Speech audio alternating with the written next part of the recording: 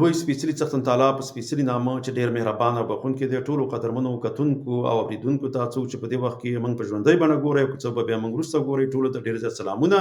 او درناوی د لوی افغانستان تلویزیون ته ښه راغلاست. ملګرو څنګه چې تاسو به په سرخط کې لوستلي، د نن موضوع ده د روسیې لخوا د افغانستان په رسمیت پېژندنه ګټه ده که زیان.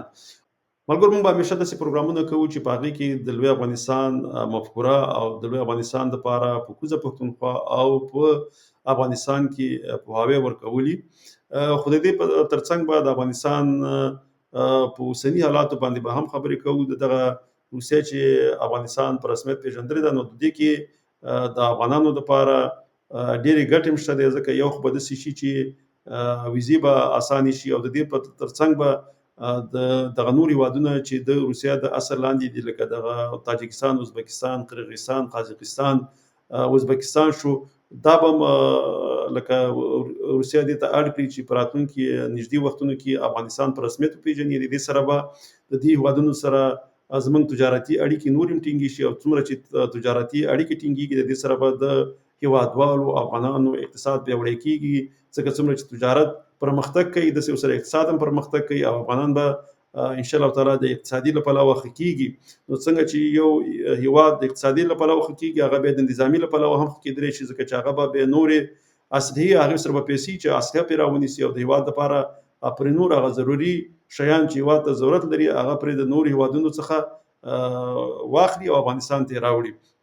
نو د دې دپاره ښه دی، د افغانستان پکې ګټه ده. خو صحیح ده، ځینې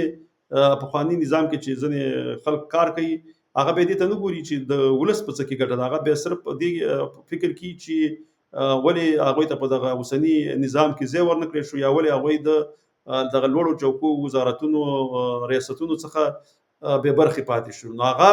د ولس په غم کې دومره نه وي، او نه د افغانستان په غم کې دي، په هغې د خپل شخصي ګټو پر غم کې دي. صحیح ده، موږ د اوسني نظام چې دی په دې دغه ځینې کړنې چې دي دوی هغه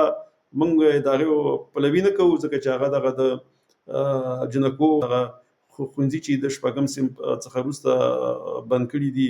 ځینې نور داسې مسایل دي، د هغې موږ هېڅکله د دوی ملاتړ نه کوو. موږ پخوا هم په دغه پخواني نظامونو کې هم کار نه دی کړی، او دې نظام کې موږ کوم وظیفه نه لرو، خو موږ به همیشه هر هغه خبره کوو چې په هغې کې د افغانستان د ولس ګټي، او هغې کې افغانستان د ولس ته خوشحالي او د پرمختګ دپاره ورته لاره برابرېږي، او افغانستان ته پکې ګټي. نو زموږ لومړیتوب باید د افغانستان ګټي، او نور افغانانو ته موږ دا ویو چې تاسو هېڅ وخت کې د ګوندونو د مشرانو ګټو پسې مه ځئ، د هېواد ګټو پسې ځئ، چې څه کې چې د هېواد ګټي او د ولس ګټې په څه کې دي، او زموږ د ټولو افغانانو په څه کې ګټې دي. ځکه ګوندونه همیشه د پردیو په لاس کې لوبېږي، او د پردیو په اشارو باندې هغوی بیا هغه کارونه کوي چې څه ورته د هغوی هغه باداران وایي، او چا چې دوی ته پیسې ورکوي او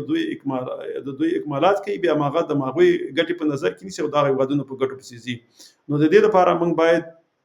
د هر هغه چا پسې او هر هغه دغه په نظر کې ونیسو چې د هېواد دپاره کار کوي او د هېواد د ګټو دپاره کار کوي. نو د بل پروګرام پورې په لوی الله سپارم. خوشحاله، ارامه، سوکاله ژوند ولرئ. تر بیا د الله په امان.